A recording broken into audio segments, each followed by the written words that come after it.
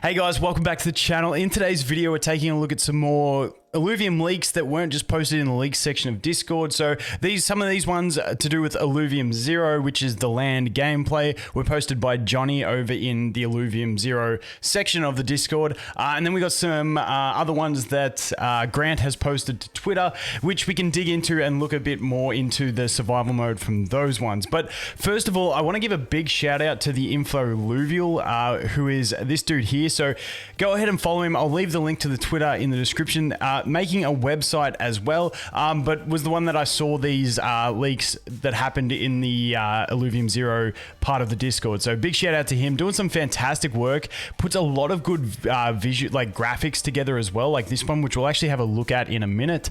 But yeah, massive shout out over there. Definitely follow on Twitter. Some really good stuff coming out, and pays very close attention to the Discord from the tweets that I've been seeing him chuck out. So definitely get around it. But Illuvium Zero, this is like the home screen, loading screen. I actually really like the logo. I hadn't seen the logo before. But to be fair, I haven't paid the closest attention to Illuvium Zero.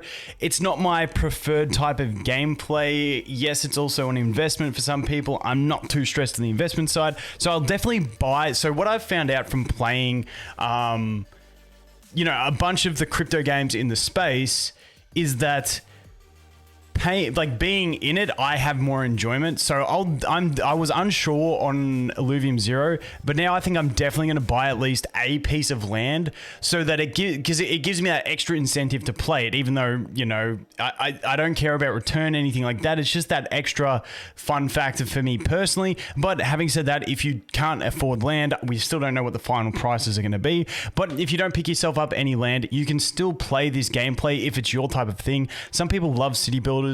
Like I said, it's not my main style that I love playing, but if you want to play it, you can actually just play anyway in a free-to-play version, so everyone can get a chance to do it. But this loading screen looks savage. I think it looks really cool. Like it's actually, I think I just love the robots. I'm a big robot person, so it's pretty cool. Anyway, that's that one. As you see, log in, play as the guest, so they will have guest accounts as well. I think this will be really cool if, I'm not sure how they're going to do it yet. I haven't actually even asked the questions about whether it'll be on the App Store. If it's on the App Store, it's kind of cool because if you got the free-to-play version, people can just download it, log in, start playing, and that can be like an entry level into learning about it if they want to dig a bit deeper. So I really do like this. I see it as a bit of a marketing strategy as well, if it's done the way I think it's going to be done. So we'll have to wait and see. We also did get this image here. Let's zoom in a little bit.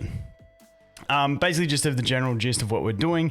I believe this is like a tutorial type thing. I don't think this is how it will display in the actual game.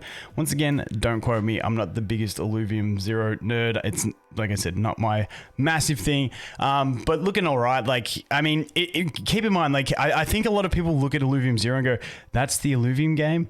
This is like the mini game. And I think for a mini game, for a land gameplay, when we look at how much of a joke land is in the broader space of play to earn, like land is just, it's a throwaway thing where if you create a game, you create land and just sell it, and then it just does nothing, but people put stupid prices on it. At least there's utility, there's revenue, there's a lot to Illuvium land, and there's actual gameplay, which to me is the key behind everything in the play to earn, play and earn, whatever you want to call it, is that you got to actually have decent gameplay. And for a city builder, we'll have to jump into it and see to really figure it out, but I'm hoping it's got decent gameplay for the genre that it is.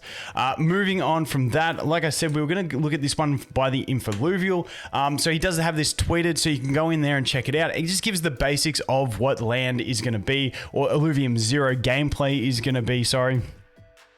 So yeah, these graphics really well represented. You got the building, harvesting, production, scanning, and trading. Now the scanning, I'm still waiting for the actual launch of it to, finally, because like we've heard in interviews, Kieran talk about the scanning and getting blueprints, and like once you decide to create that item, then the blueprints go out and everyone can use it. So like you control it and they're going to be for different suits and stuff like that. So there's going to be a lot tied to it that, you know, is involved in the game, but you're not going to be limited from anything in the main game that you can do if you don't have the land, which is the other good thing. But definitely check out the Infoluvial, like some really good stuff there.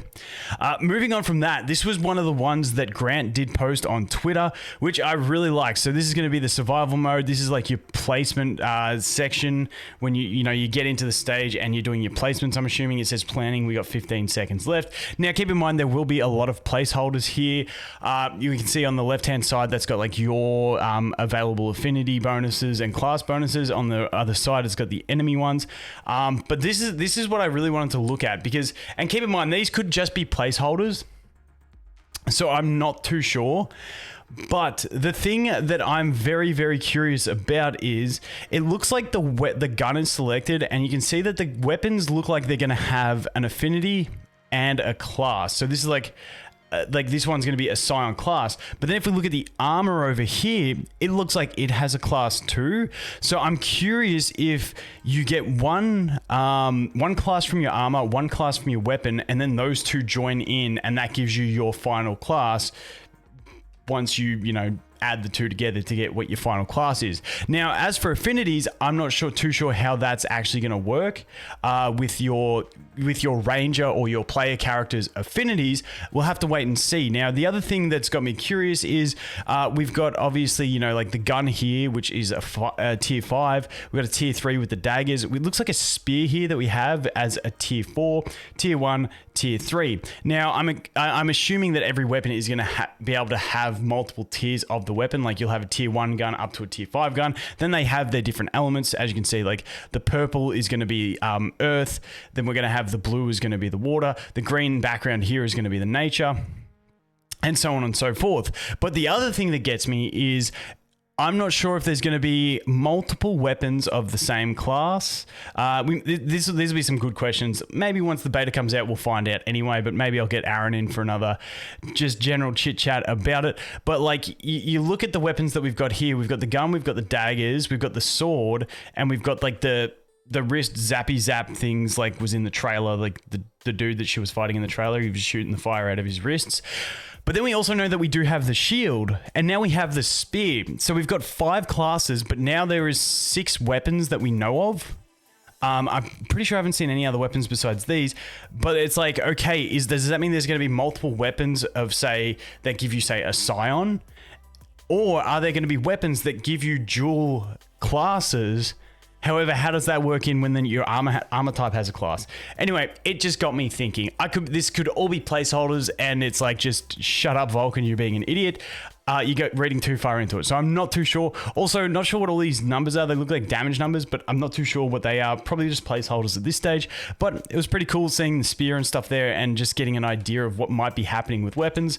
I just liked thinking about it anyway. So like I said, these ones are really good. Obviously, deployment energy is a placeholder, but the other cool thing that we did notice is that we do have deployment energy for our armor and weapons.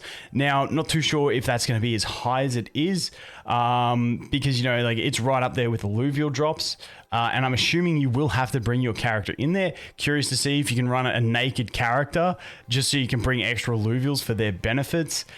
Have to wait and see. Curious to see exactly what the armor does bring and exactly what the weapon does bring, because like I'm assuming the weapon will bring the ultimate skill. Cool to see if the armor does something advantageous or something unique to your character's playstyle. Have to wait and see. But yeah, that was a really good leak. I really enjoyed that one. It gave me a solid 20 minutes of sitting there zooming in and reading stuff. So thoroughly enjoyed that. Then we'll jump onto some more leaks. These are some more Crimson Waste leaks. It's getting really, really polished. These little what are they called? These plants, like I don't know what they are called. Like they open up and stuff like that. Whatever they are. I remember watching Grant placing them in one of his streams and talking about, then we get the light effects and stuff like that. They look really cool with the lighting and everything like that. I just think the experience in this is going to be really, really nice. Keen to see some images of the other zones as well. See how they're getting developed. But Crimson Waste looking completely solid at this point. Loving all the lighting effects and all that sort of stuff. So this looks like the sand's dropping through. Like if you're running through that and like it's like a sand type waterfall or something like that, that unless it's just a blur effect. Might be a blur effect. I don't know. But if it was a sand waterfall type thing, a sandfall, got mixed up with that. But yeah, it'd be really cool. Then once again, these are some of the areas that we have seen before in there, just looking super, super clean. But that is going to be it for the leaks.